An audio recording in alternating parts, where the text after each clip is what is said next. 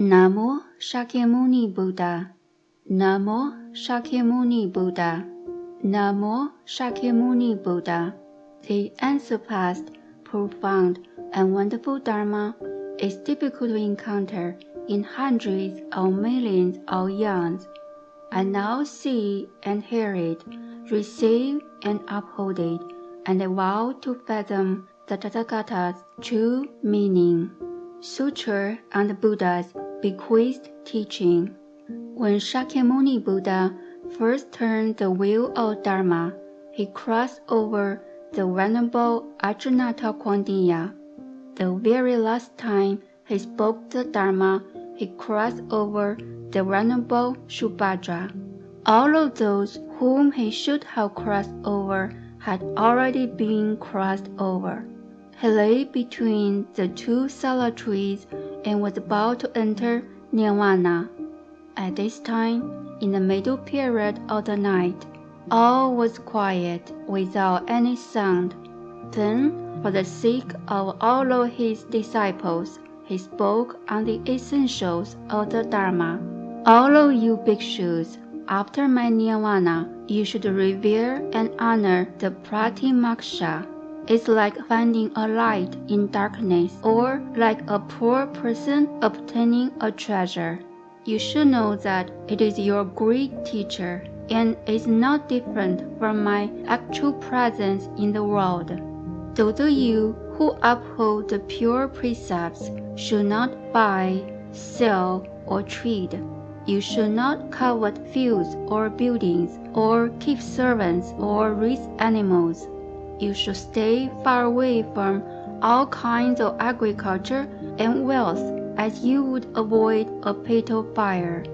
You should not cut down grass or trees, plow fields or dig the earth, nor may you compound medicines, prophesy good and evil, observe the constellations, cast horoscopes by the waxing and waning of the moon, or compute astrological fortunes. All of these activities are improper. Regulate yourself by eating at the appropriate time and by living in purity. You should not participate in worldly affairs or act as an envoy, nor should you become involved with magical spells and elixirs of immortality, or with making connections with high-ranking people, being affectionate towards them, and condescending towards the lowly. With an upright mind and proper mindfulness, you should seek to cross over. Do not conceal your thoughts or put on a special appearance to delude the multitudes. Know your limits and be content with the 4 kinds of offerings. When you receive offerings, do not store them up. This is a general explanation of the characteristics of upholding the precepts. The precepts are the root of proper freedom. Therefore, they are called the Pratimaksha. By relying on these precepts, you will give rise to all dhyana concentrations and reach the wisdom of the cessation of suffering. For this reason, bhikshus, you should uphold the pure precepts and not allow them to be broken. If a person is able to uphold the pure precepts, he will as a result be able to have good dharma. If one lacks the pure precepts, no good merit and virtue can arise. Therefore, you should know that the precepts are the dwelling place for the foremost and secure merit and virtue. All of you bhikshus, if you are already able to abide by the precepts, you should restrain the 5 sense organs and do not allow them to enter the 5 desires as they please. It is like a person tending cattle who carries a staff while watching them, not allowing them to run loose and trample others' sprouting grains.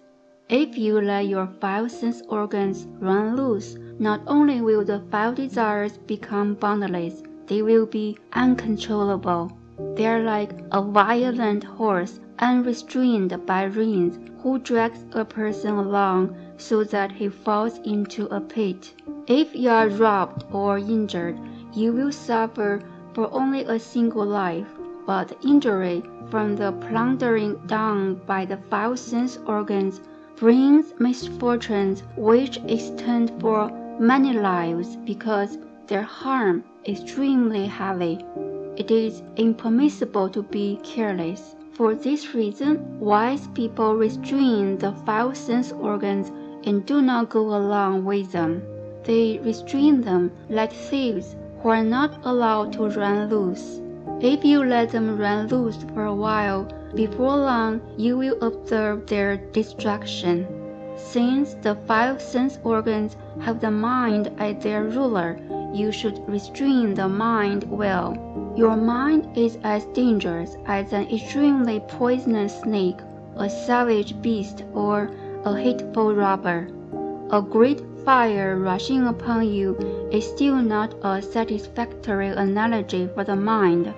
It is like a person carrying a container of honey, who, as he moves along in haste, only pays attention to the honey and does not notice a deep pit. It is like a mad elephant without a barb, or a monkey in a tree jumping about, which are both difficult to restrain. You should hasten to control it, and not allow it to run loose. Those who allow their minds to wander freely lose the goodness that people do. By restraining it in one place, there is no affair which cannot be completed. For this reason, bhikshus, you should vigorously subdue your mind. All of you bhikshus, you should accept various kinds of food and drink as if you are taking medicines. Whether they be good or bad, do not take more or less of them, but use them to cure hunger and thirst and to maintain the body. Bhikshus should be the same way as bees gathering from flowers, only taking the pollen without harming their form or scent. Receive people's offerings to put an end to distress, but do not seek to obtain too much and spoil their good hearts. Be like a wise man who, having estimated the load that suits the strength of his ox, does not exceed that amount and exhaust its strength. All of you bhikshus, during the day, with a vigorous mind, cultivate the Dharma, and do not allow the opportunity to be lost. In the first and last periods of the night also do not be lax, and during the middle period of the night, chant sutras to make yourself well informed. Do not let causes and conditions of sleep cause your single life to pass in vain, so that you do not obtain anything at all. You should be mindful of the fire of impermanence which burns up all the world. Seek to cross yourself over, and do not sleep. The thieves of afflictions are always about to kill you even more than your mortal enemies. How can you sleep? How can you not rouse yourself to awaken? The poisonous serpent of afflictions is sleeping in your mind, just as if a black viper were asleep in your room. You must use the hook of precepts to quickly remove it. When the sleeping snake is gone, then you can rest at ease. Those who sleep even though the snake has not yet gone are without shame. The clothing of shame among all adornments is the very best. Shame can be compared to an iron barb which can restrain people from doing evil. Therefore, you should always have a sense of shame and not be without it even for a moment. For if you have no sense of shame, you will lose all of your merit and virtue. Those who have shame have good dharmas. One without it is no different from the birds and beasts. All of you bhikshus, even if a person dismembered you piece by piece, your mind should be self-contained. Do not allow yourself to become angry. Moreover, you should guard your mouth and not give rise to evil speech. If you allow yourself to have thoughts of anger, you will hinder your own way. and lose the merit and virtue you have gained. Patience is a virtue which neither upholding the precepts nor the ascetic practices are able to compare with. One who is able to practice patience can be called a great person who has strength. If you are unable to happily and patiently undergo the poison of malicious abuse, as if drinking sweet dew, you cannot be called a wise person who has entered the way. Why this? The harm from anger ruins all good dharmas and destroys one's good reputation. People of the present and of the future will not even wish to see this person. You should know that a heart of anger is worse than a fierce fire. You should always guard against it and not allow it to enter you. For of the thieves which rob one's merit and virtue, none surpass anger. Anger may be excusable in lay people who indulge in desires, and in people who do not cultivate the way, who are without the means to restrain themselves. But for people who have left home life, who cultivate the way, and are without desires, harboring anger is impermissible. Without a clear, cool cloud, there should not be a sudden blazing clash of thunder. All of you bhikshus, you should rub your heads, for you have relinquished fine adornments.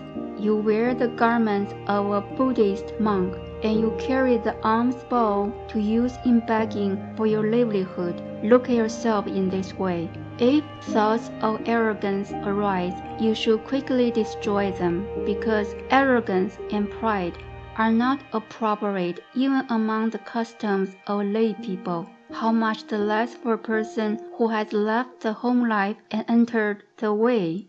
For the sake of liberation, you should humble yourself and receive alms for your food. All of you bhikshus, thoughts of flattery are contradictory to the way.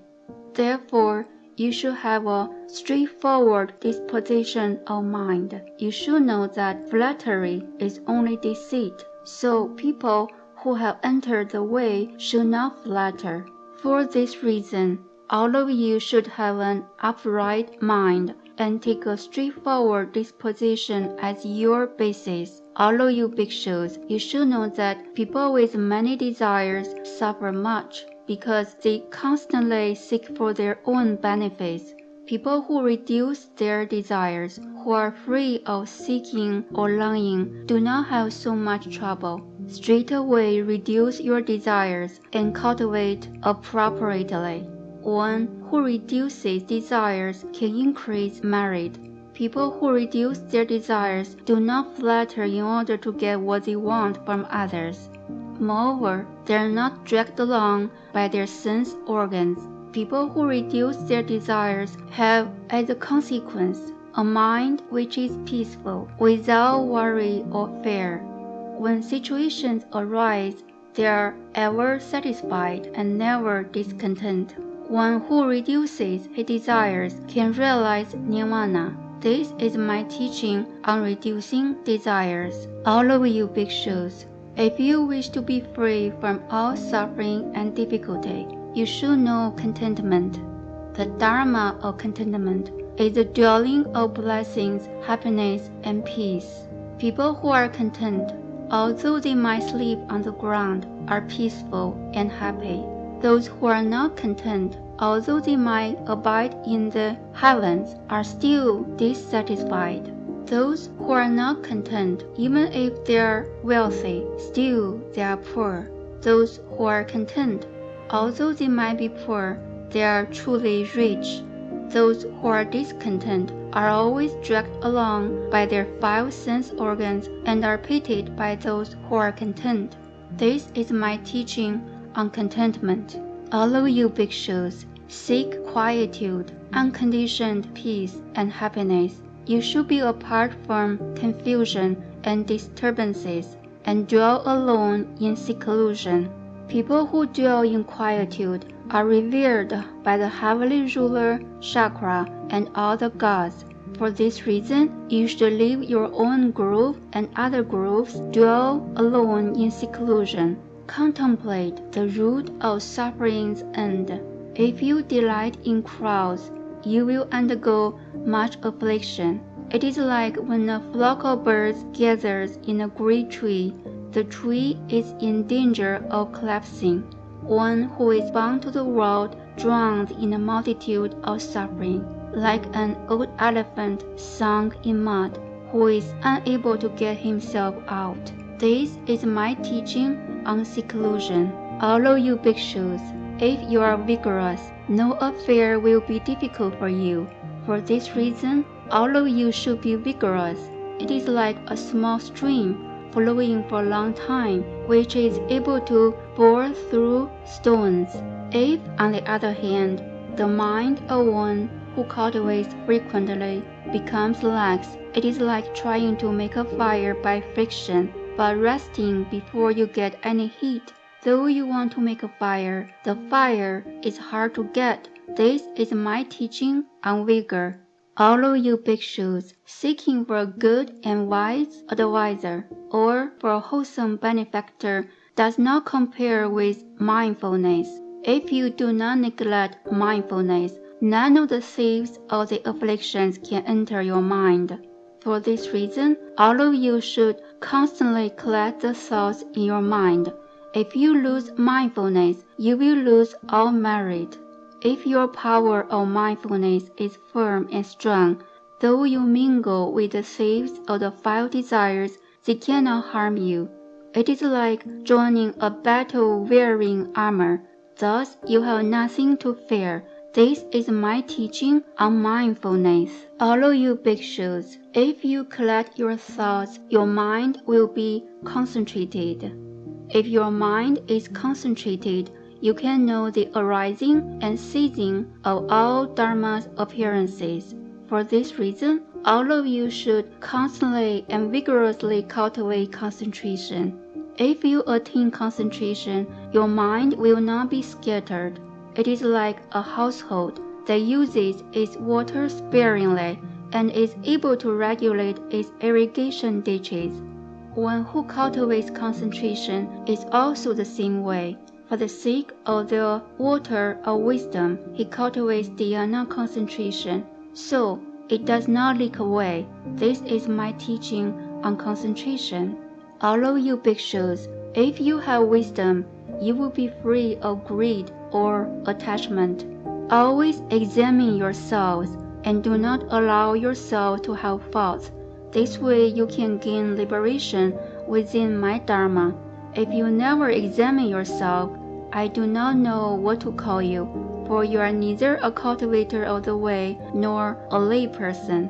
One with wisdom rides in the secure boat for crossing over the ocean of birth, old age, sickness, and death.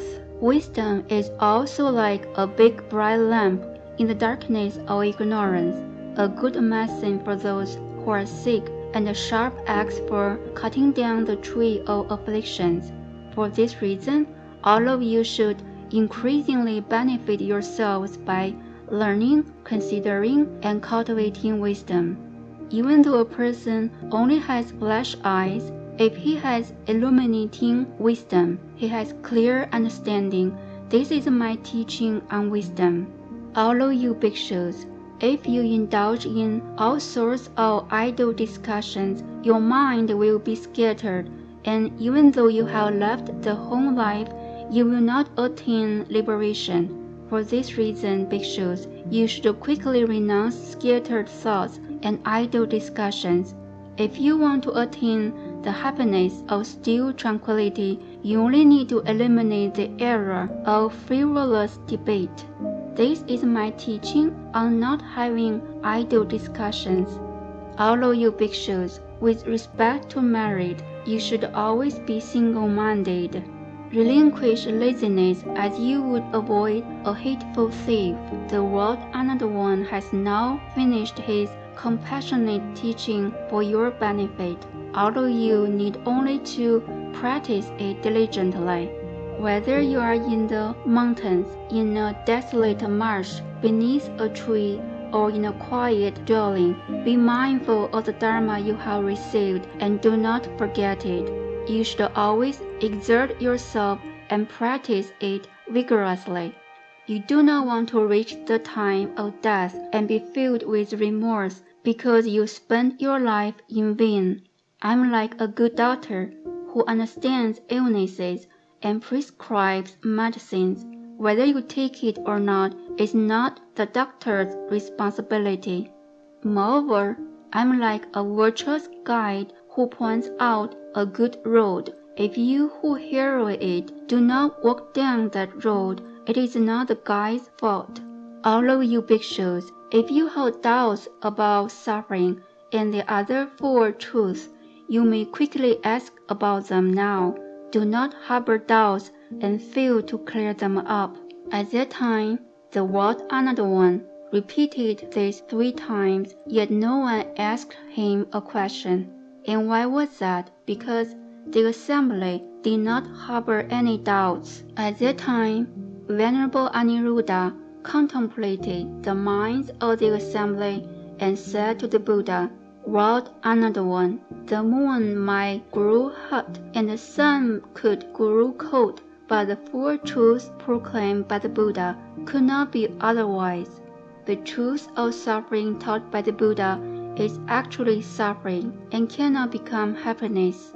Accumulation is truly the cause of suffering, besides which there is no other cause. If one wants to destroy suffering, the cause of suffering must be destroyed, because if the cause is destroyed, then the result is destroyed. The path leading to the destruction of suffering is truly the real path, besides which there is no other path. Lord Another One. All of these bhikshus are certain and have no doubts about the 4 truths. When those in this assembly who have not yet done what should be done see the Buddha cross over to Nirvana, they will certainly feel sorrow.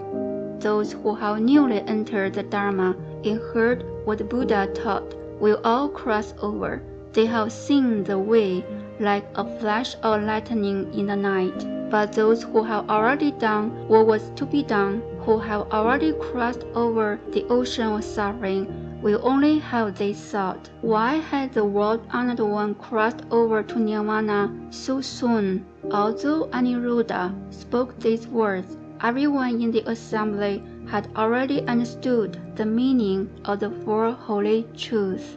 The Lord Another One wanted everyone in that great assembly to be firm and secure, so, with a mind of great compassion, he spoke again for their sake. All of you bhikshus, do not be grieved or distressed. If I were to live in the world for an eon, my association with you would still come to an end.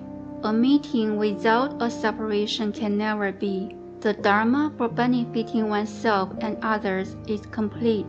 If I were to live longer, it would be of no further benefit.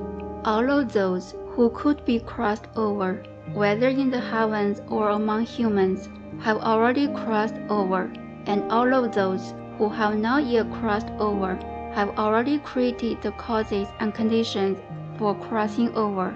From now on, all of my disciples must continuously practice. Then the Daskam one's Dharma body will always be enduring and indestructible. You should know therefore that everything in the world is impermanent. Meetings necessarily have separations, so do not harbor grief. Every appearance in the world is like this. Be vigorous, seek liberation right away. Destroy the darkness of delusion with the brightness of wisdom. The world is truly dangerous and unstable. It is not reliable. My attainment of nirvana is like getting rid of an evil disease. The malign body is falsely named, drowning in a great ocean of birth, sickness, old age, and death. How can one who is wise not be happy when he gets rid of it, like killing a hateful thief? All of you bhikshus, you should always single-mindedly and diligently seek the way out of all the moving and unmoving dharmas of the world. for they're all decaying, unfixed appearances. All of you. Here I stop. There's nothing more to say. Time is passing away, and I want to cross over to Nirvana. These are my very last instructions. May the merit and virtue accrued from this work adorn the Buddha's Pure Land, repaying 4 kinds of kindness above and aiding those suffering in the path below. May those who see and hear all this all bring forth the resolve for Bodhi, and when this retribution body is over, be born together in ultimate bliss. Namo Amitabha. Namo Amitabha. Namo Amitabha.